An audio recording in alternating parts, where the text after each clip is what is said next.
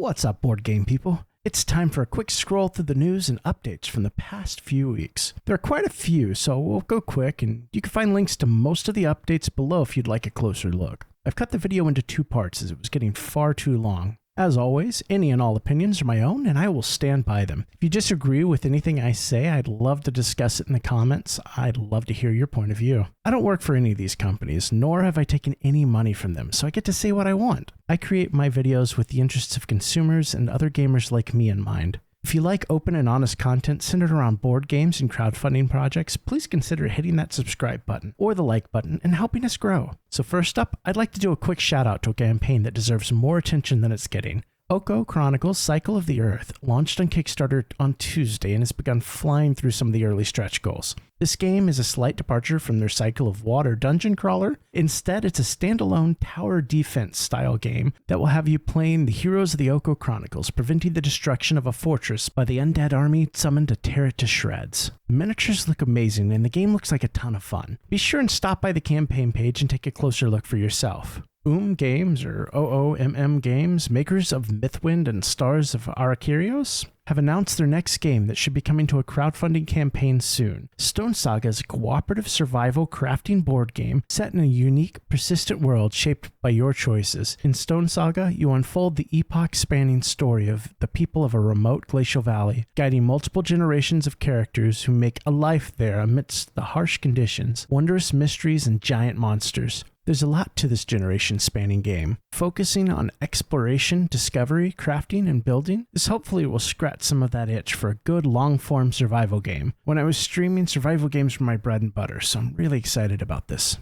Black Rose War Rebirth hit us with an update this month stating that charges have started for those who've completed the Pledge Manager, and reminding us that the Pledge Manager will close in June. They also give us a sneak peek at the playmat and talked more about the skirmish mode they've been working on that will allow you yet another way to play with the miniatures and cards we have for Black Rose War's Rebirth. Pre-production of the miniatures is complete, and they're ready for mass production, and it seems the Apocalypse expansion is almost development complete as well. Next update should bring us news on Schools of Magic, Evocations, Avatars, and Mages.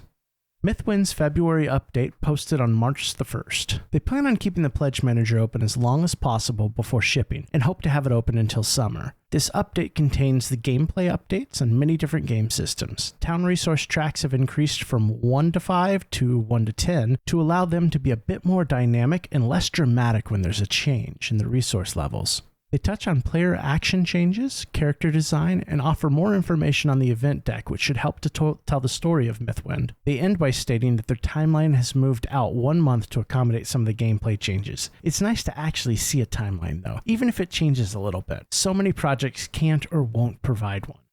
Silvercoin Age of Monster Hunter's latest update is showing off some of the cooperative card components for the first time. This game should be hitting Kickstarter towards the end of May, and the first copies seem to be making their way to reviewers at this time. They've included a few glamour shots from these reviewers at the bottom of the update. If you want to be notified when this project goes live, click the link below to go to their Kickstarter pre-launch page. Into the Unknown has graced us with another massive update for Aeon's Trespass Odyssey. First up is a shipping projection update. They're hoping to begin securing containers towards the end of the April-May period. So, good news is the game could be in our hands sometime this summer. They're also giving us a peek at some of the more than 2,000 cards that make up this game. The cards look fantastic and the art is everything I'd hoped for. They end the update with an example story that was cut from the game. It's largely unedited, but it'll give you a fantastic view at how the game's stories will play out and the level of variability in how players can choose to tackle challenges. If you want a closer look, check out the update linked below. The Pledge Manager for Final Girl is opened, and you have until the 25th to choose 2-way shipping if you'd like to get in on that. Otherwise, your pledge will ship with Wave 2. They also offered us a look at the cast and crew storage box mock-ups, and a few renders of the zombies, birds, and a helicopter. The birds and zombies look pretty good, but the helicopter looks a bit like a child's bathtub toy.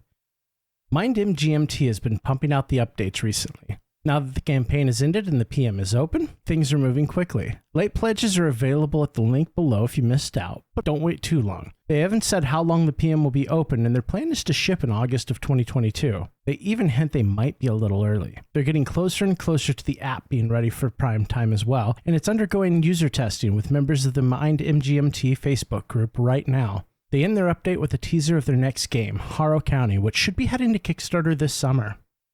Jurassic World Legacy of Isla Nubar launched on Kickstarter this week and quickly funded. I'm going to come right out and say it. This campaign disappoints me.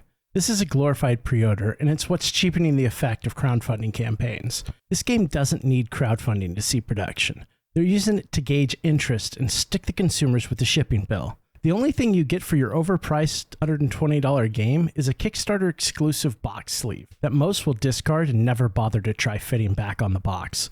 This game is being published by Funko, and it'll be available at retail, likely at the same time that it's shipping to backers, if not before. I really wanted to back this project, but I just can't justify the $120 price tag plus shipping when I know I can grab this at my local game store or online during Black Friday for somewhere around $90 with free shipping if I choose. The game looks great. The minis are pretty blah, and I don't think the amount of content offered will justify this being a wallet buster. I hate to say it, but for me, this is a hard pass and wait for it to hit shelves. The Gamefound campaign for Lobotomy 2 ended in spectacular fashion this month, with unlocks being achieved right up to the buzzer. It ended by unlocking 4 miniatures of La Llorona, and them graciously unlocking the plastic organizer trays that probably should have been included with the lovely premium game we're purchasing. Cough, cough. The big news is that stretch goals will continue to be unlocked even in the Pledge Manager, which should be opening within the next month. They have 2 more stretch goals in mind, linen finish for the boxes and board tiles, and at 400k, Maddie Maxwell, the last playable character. Late backers will also be allowed once the Pledge Manager is open.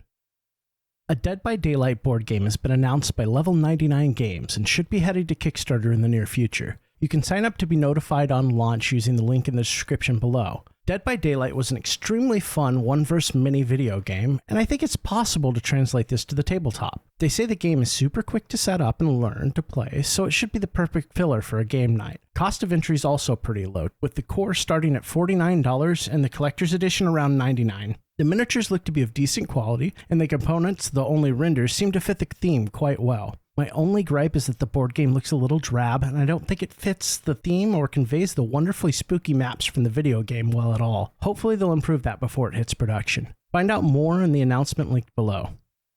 Last, but certainly not least, we have an update from Reggie Games on Primal The Awakening. This update covers some different element types including feathers, ice, and acid, gives us a peek at some of the amazing weapons and armors we'll be able to craft from resources harvested from monsters of these types.